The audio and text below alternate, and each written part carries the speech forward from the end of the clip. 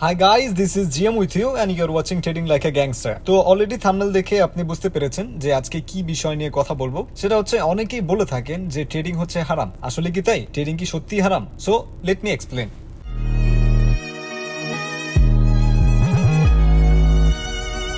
What's up gangster?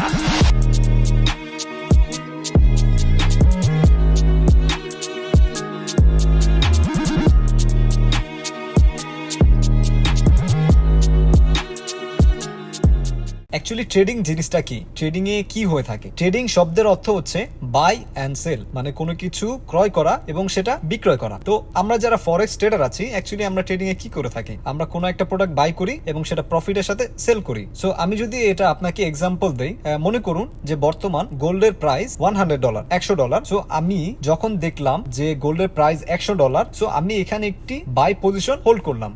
By position hold করার পর যখন এই সেম গোল্ডটি $100 থেকে 105 অথবা $10 চলে যাবে, তখন আমি সেটা সেল করে দিব প্রফিটের সাথে। সো আমি $100 একটা প্রোডাক্ট বাই করছি এবং সেটা $110 গিয়ে আমি সেল করে দিচ্ছি। তো এখানে আমি বাই এবং সেলের মাধ্যমে প্রফিট জেনারেট করছি, মানে বাই এবং সেলের মাধ্যমে আমি ইনকাম করছি। যেহেতু বাই এবং সেলের মাধ্যমে ইনকাম করছি, তাহলে এটা look like a business. So it's look like a business.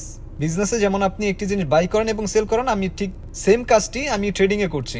So business কখনো হারাম হতে পারে না, এবং ট্রেডিং কে তারাই হারাম বলছে যারা ট্রেডিং প্রফেশনে সাকসেসফুল হতে পারেনি। সো আসলে আমার দৃষ্টিকোণ থেকে এবং আমার লজিক অনুযায়ী ট্রেডিং হচ্ছে একটি বিজনেস, আর বিজনেস কখনো হারাম হতে পারে না।